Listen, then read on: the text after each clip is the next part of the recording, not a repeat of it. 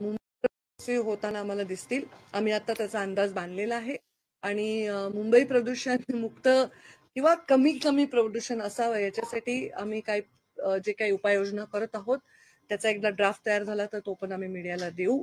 त्याच्यामध्ये sound pollution आहे, air pollution आहे आणि सर्वात महत्वाचं वॉटर पोल्युशन आहे.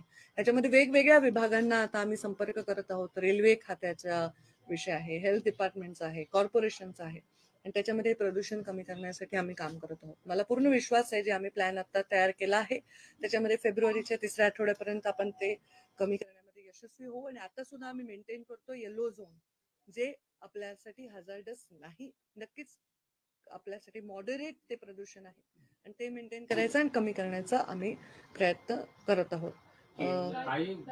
केंद्रासोबत तुम्ही कशा प्रकारे समन्वय राखणार आहे? कारण 1-2 वर्ष अगोदर सफरकडनं अनेक डेटा जो आहे तो आपल्याला पुढे येताना पाहायला मिळत होता, ज्यामध्ये मोठ्या प्रमाणात प्रदूषण हे मुंबईमध्ये दाखवलं गेलेलं होतं. तुमच्याकडनं या संदर्भात पत्र देखील घेण्यात आलेलं होतं की हे प्रदूषण जे आहे ते मोठ्या प्रमाणात आहे आणि त्यामुळे सफरचा डेटा हा पूर्णपणे बंद करण्यात यावा. त्यामुळे तो डेटा पूर्णपणे बंद आहे. IITMचाच डेटा सध्याला होतो आहे, मात्र तो देखील अधिक दिसतोय MPCV पेक्षा. सो त्यामध्ये काही समन्वय तुमचा असणार आहे का? नक्कीच असणार आहे. मी कालच माझे केंद्रीय मंत्री भूपेंद्रजी यादव यांची बैठक आम्ही त्यांच्याबरोबर भेट घेतली. त्यांनी मला काही मार्गदर्शक सूचनाही केल्या. आता कारण मी चार्ज घेऊन हार्डली 4-5 दिवस झालेले आहेत, त्यामुळे हे सगळं व्यवस्थित प्लॅनिंग करून त्याला इम्प्लिमेंट करण्यासाठी जो नॅचरल काळ लागतो त्याही पेक्षा 100च्या स्पीडने आम्ही जात आहोत. तर त्याच्यामध्ये आम्ही नक्कीच ह्याच्यामध्ये केंद्राबरोबर याचा आम्ही नक्कीच संपर्कात राहू, समन्वयात राहू. परंतु हा टोटली आता आपला विषय आहे. प्रदूषण हा त्या झोन मधला विषय आहे आणि त्याच्यामुळे आपण त्याच्यामध्ये आता मी जसं सांगितलं की आता मुंबई, पुणे, नागपूर या ठिकाणी आता हिवाळा पण आहे. हिवाळ्याचं कारण हे मेजॉरिटी आपल्याला त्याच्यामध्ये अडचण निर्माण होते.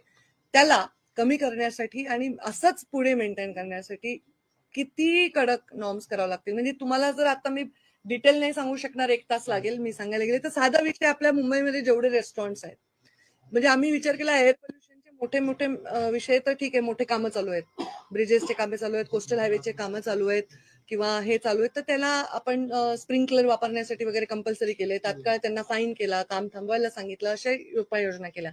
जिथे बांधकामाचे नॉर्म्स पाळले जात नाहीये त्याच्यामुळे डस्ट पार्टिकल आहेत त्यांना सुद्धा सूचना देऊन, नोटिसा देऊन ते पण आपण काही दिवस, काही ठिकाणची बांधकामं सुद्धा 4 दिवस 8 दिवस कमी करल्याने पण त्याच्यामध्ये परिणाम झालेला आहे. 3-4 दिवसापूर्वीची जी परिस्थिती प्रदूषणाची ती आज आपल्याला दिसत नाही. आजचे रिपोर्ट्स त्याच्यापेक्षा बरे आहेत.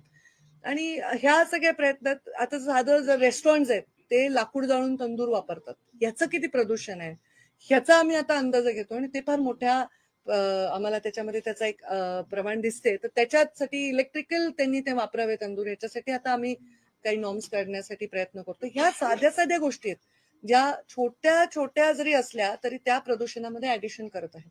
तर ह्याचं खूप डिटेल अभ्यास करून आम्ही काम करतोय. आता मी ओव्हरऑल सांगते की येणाऱ्या 3 आठवड्यामध्ये आम्ही त्याच्यामध्ये चांगले यश मिळवू.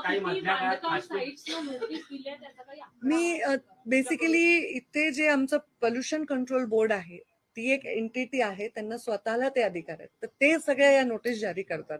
त्यामुळे त्याचे आकडे आता मी नाही सांगू शकणार, परंतु त्याच्या एक काही या हिवाळ्याच्या काळामुळे किंवा त्या काळातल्या टेम्परेचरच्या मुळे त्यांना काही ठिकाणी थांबवण्यात आलेलं आहे.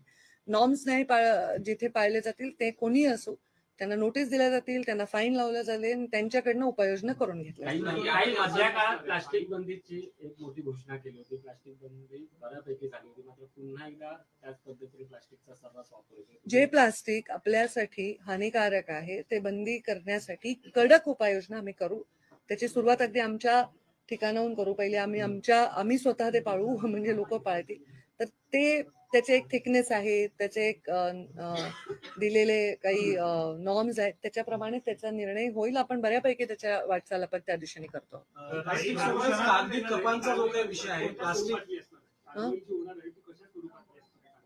कशाबद्दल मी आताच तेच सांगितलं की आता मी मुंबईच्या प्रदूषणापुरतं मर्यादित बोलते, पण प्रदूषण हा विषय फक्त एवढाच नाहीये, हा त्याच्यापेक्षा पलीकडे आहे. आता आम्ही नदी पुनर्जीवनाचे विषय हातात घेतोय, जसं नमामि चंद्रभागा आहे, गोदावरी नदीचं स्वच्छ करणे, इंद्रायणी नदी आहे, पंचगंगा आहे. आता मी कोल्हापूरला गेले त्या लोकांनी सांगितलं ते खूप वास्ट विषय आहे. मी जसं सांगितलं ह्याची पत्रकार परिषद ही 10-15-20 मिनिटात होणार नाही. त्यामुळे मी असा विचार केला की मी एक एक विषय हातात घेऊन माझे काम जे करते ते तुम्हाला अवगत करेन, म्हणजे तुमच्याही सूचना येतील की हे प्रत्यक्षात होतंय किंवा नाही, त्याचे पण आम्हाला रिपोर्टिंग घेता येईल.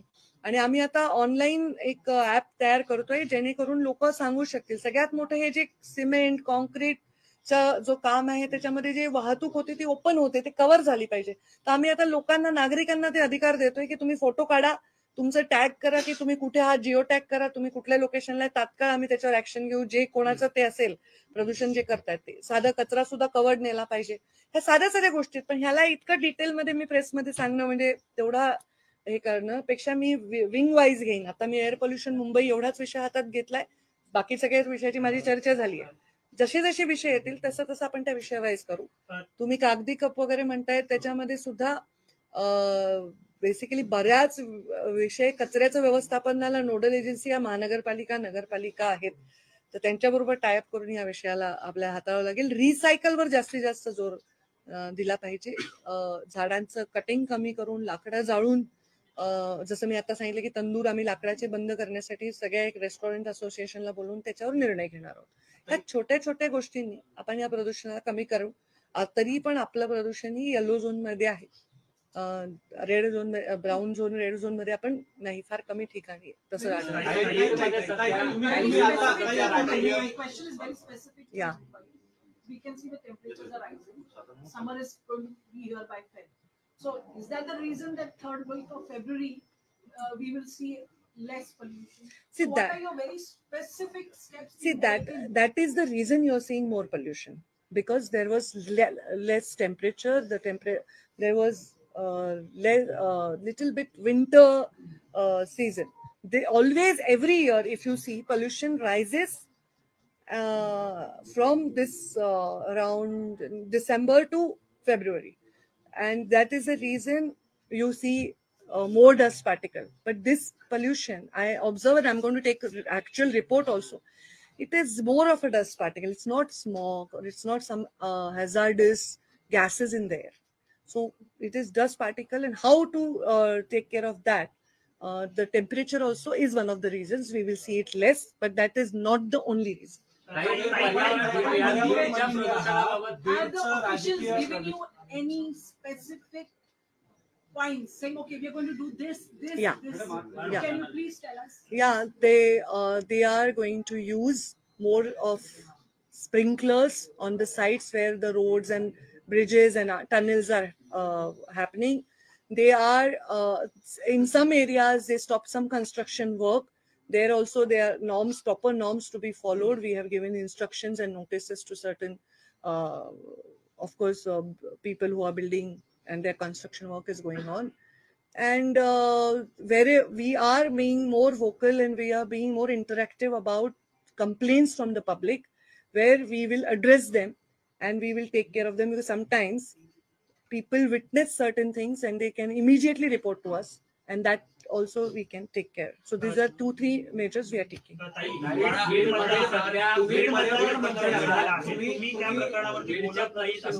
सुरेश धस यांचा आरोप आहे की तुम्ही स्पष्ट येऊन पर्यावरणाचे प्रश्न झाले का?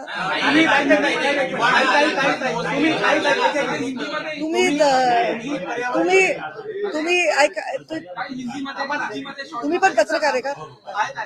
एक मिनिट थांबा ना, उजवी बाजू दुसऱ्यांना पण बोलू द्या. हा जी,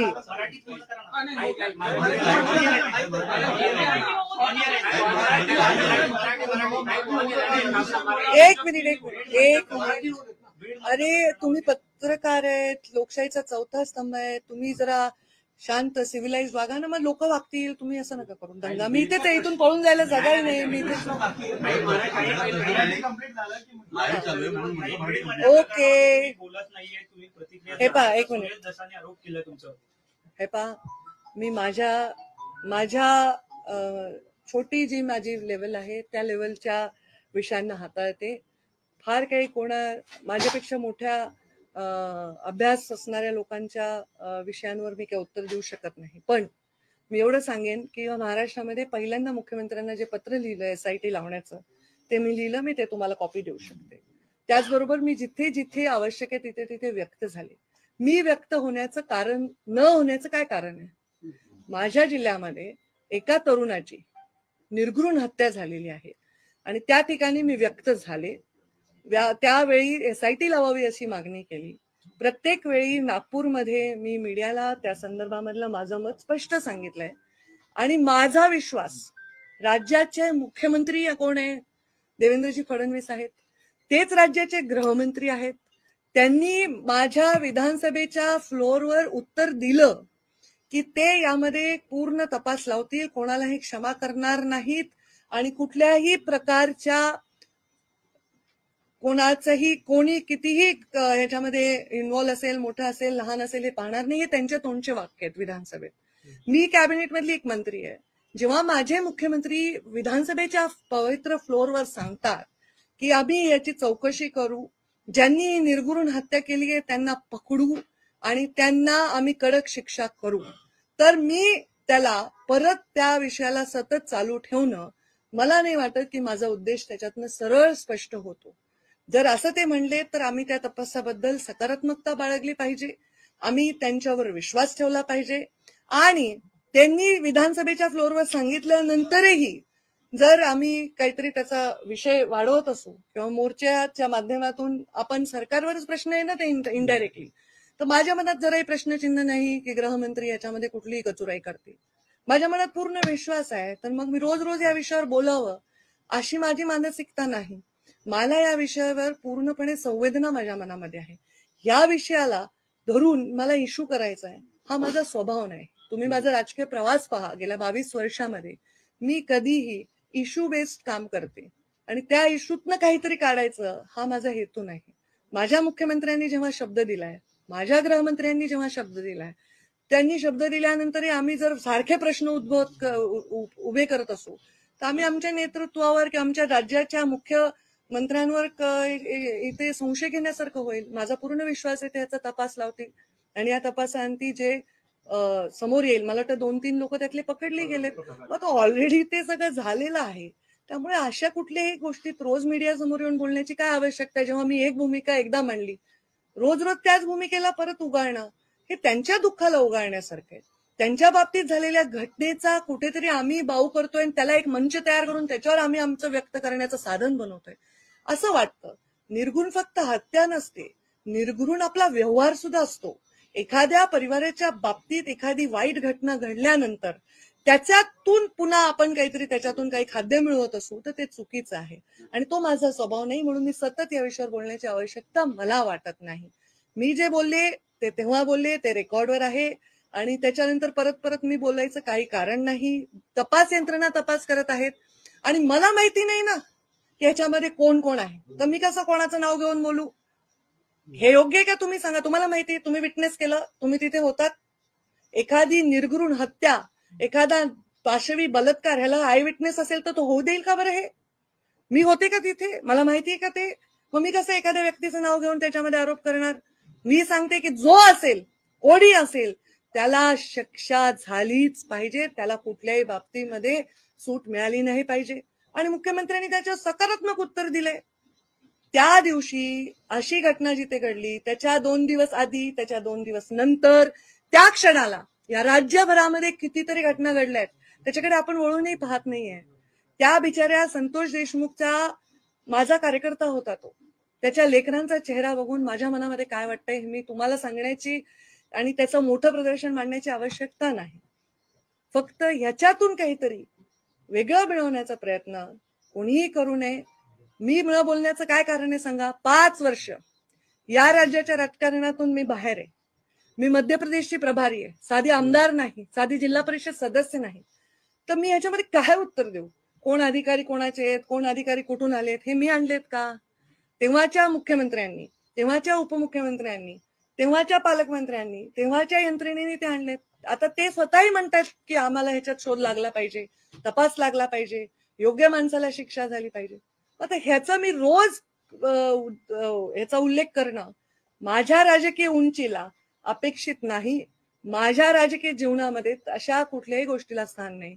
माझ्या संतोष देशमुखला न्याय मिळेल तो दिवस माझ्यासाठी उज्ज्वल असेल. भलेही मला त्यांच्या परिवाराला भेट देता येऊ नये, फक्त मलाच त्या भेटीपासून वंचित राहावं लागलंय, पण मला त्यांची भेट घेणं, त्यांच्या मुलांना घेऊन भाषण करणं, ह्याहीपेक्षा त्यांना न्याय मिळणं हे महत्वाचं आहे. आज देशमुख कुटुंबीय आज मुख्यमंत्र्यांची भेट घेणार आहे. हिंदी में मैं प्रदूषण के बारे में कुछ कहना चाहती हूँ, और वो प्रदूषण हमारे मुंबई के प्रदूषण के बारे में आज मैंने बैठक ली है। हमारे प्रदूषण कंट्रोल बोर्ड के सारे अधिकारी इस संबंध में, हमारे कॉरपोरेशन के सारे अधिकारी, हमारे सचिव और सारे लोगों से मैंने आज विस्तृत चर्चा की। मेरी एक बैठक पिछले हफ्ते में भी हुई थी, और इन बैठकों में मैंने देखा कि मुंबई के प्रदूषण में जो बढ़ोतरी हमें नजर आ रही है उसके कारण क्या है।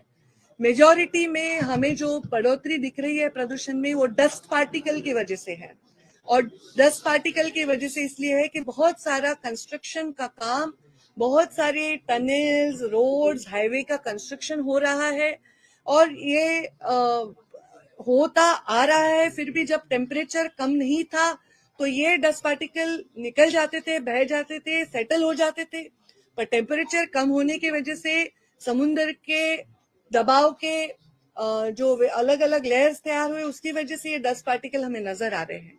मैं 2020, 21, 22, 23, 24 सब मंथ वाइज मैंने उसका रिव्यू लिया है। हमारे अलग अलग जोन होते हैं। Green Joan is the west zone, जहां 50 के नीचे प्रदूषण होता है। येलो जोन होता है जहां 50 से 100 से 200 में हमारा प्रदूषण होता है। हम लोग येलो जोन में हैं, तो हम येलो से आगे जो है वो जो ऑरेंज या ब्राउन जोन है वो ज्यादा हमारे हेल्थ के लिए हजार्डस है।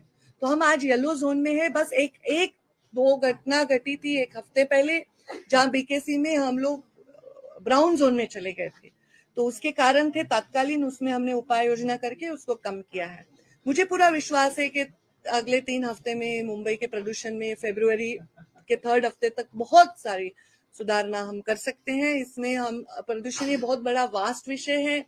ये कोई एक विषय नहीं है कि सिर्फ गाड़ियां चल रही है इसलिए प्रदूषण हो रहा है, या सिर्फ काम चल रहे इसलिए प्रदूषण हो रहा है।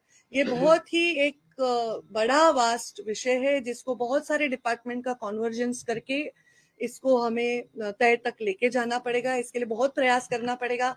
सिर्फ मंत्रालय का और सरकार का प्रयास पूरा नहीं है, इसमें लोगों की भी हमें उतनी ही उनका रिस्पांस आवश्यक है। तो इसलिए हम इसको एक इंटरएक्टिव डिपार्टमेंट बनाना चाहते हैं। तो हम एक ऐप बना रहे हैं जहां आप देखेंगे कि कहीं प्रदूषण हो रहा है, कोई सीमेंट है या जो भी रेती है इसको खुले ट्रकों में लेके जा रहे हैं, जो भी प्रदूषण के नॉर्म्स को यहाँ तोड़ा जा रहा है, आप हमें वहाँ जियो टैगिंग करके भेज सकते हैं उस ऐप पर, और हम उसमें जल्दी से जल्दी उन पे कार्रवाई करेंगे।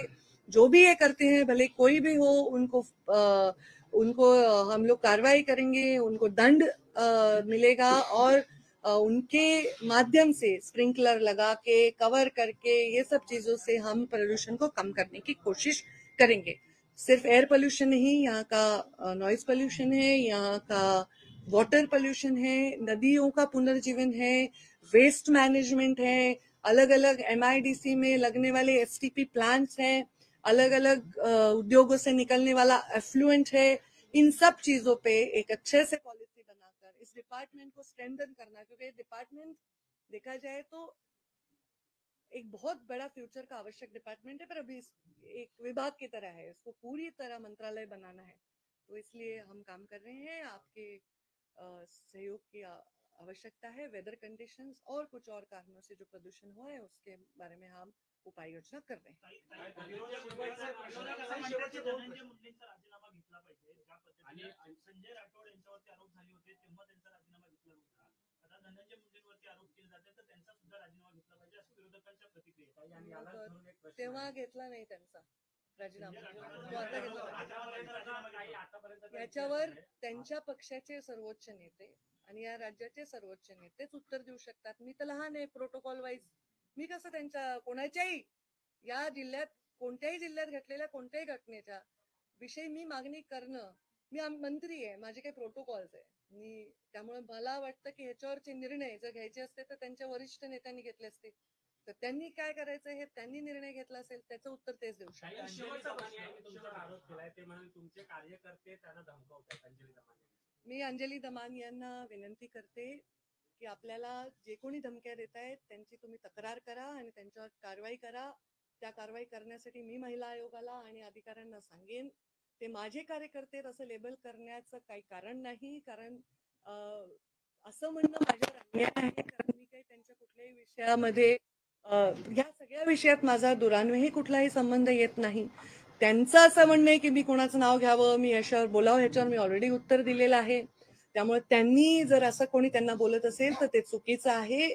फक्त त्यांनी माझं नाव घेताना, कारण माझी त्यांच्याविषयी खूप आदर आहे मला, त्या एक सामाजिक कार्यकर्ते आहेत, निस्वार्थ भावनेने काम करतात, तर त्यांनी पण एक मंत्री, महिला मंत्री जी 5 वर्ष राज्याच्या बाहेर काम करत होती, 100% संघटनेत समर्पित काम करत होती, कुठल्याही मंत्रालया किंवा कुठल्याही सरकारी विषयात इन्व्हॉल्व नव्हती, त्यांचं नाव घेत असताना किंवा कोणत्याही अधिकाऱ्यांच्या विषयी, कोणत्याही कम्युनिटी विषयी बोलताना त्यांनी सुद्धा जेवढी माहिती आली त्याच्या आधारावर न बोलता त्याच्यावर थोडा विचार करावा, आमच्याशी पण अप्रोच करून बघावं की आमचं काय म्हणणं आहे. तर त्यांना कोणी असं बोलत असेल तर ते माझेच कार्यकर्ते असं कसं लिहिले, माझ्या कार्यकर्त्याला काही वेगळा नाक आहे, शिंग आहे, काय आहे, माझे कार्यकर्ते कसं म्हणता येईल ते. म्हणजे माझे कार्यकर्ते असतील तरी पण त्यांच्यावर शिक्षा करा. आता माझे 5.5-6 लाख फॉलोअर आहेत समजा इंस्टाग्रामवर, मी काय प्रत्येकाला परिचित नाही ना, तर माझ्यासाठी कोणी काही बोलत असेल तर ते माझं मत असू शकत नाही ना. त्यामुळे असं त्यांना वाटलं असेल तर त्यांनी त्याच्यावर कारवाई करावी, तो त्यांचा अधिकार आहे आणि त्या बाबतीत मी त्यांच्या पाठीशी उभी आहे. शेवटचा प्रश्न, तुम्ही पर्यावरण मंत्री आहात, बीडचे पालकमंत्री देखील होतात. बीडचं राजकीय पर्यावरण जे झालं, प्रदूषण जे झालंय ते सुधारण्यासाठी काय प्रयत्न? ते सुधारावं, अजित पवार यांनी सुधारतील आणि देवेंद्र फडणवीस हे सुधारतील असं ओव्हरऑल वातावरण आता दिसतंय. आणि जर ते सुधारणार असतील तर माझी सर्वस्वी त्यांना साथ राहील. आणि ते बिघडले असंही म्हणायला माझं मन जड होतं, कारण मी राज्यभरातल्या घटनांचाही आढावा घेते, त्यावर आपण नंतर कधी बोलू. पण ते बिघडवण्याचा प्रयत्न कोणी करत असेल त्यांना आपण पाठीशी घालू नये अशी अपेक्षा आमची पण नेत्यांकडनं आहे.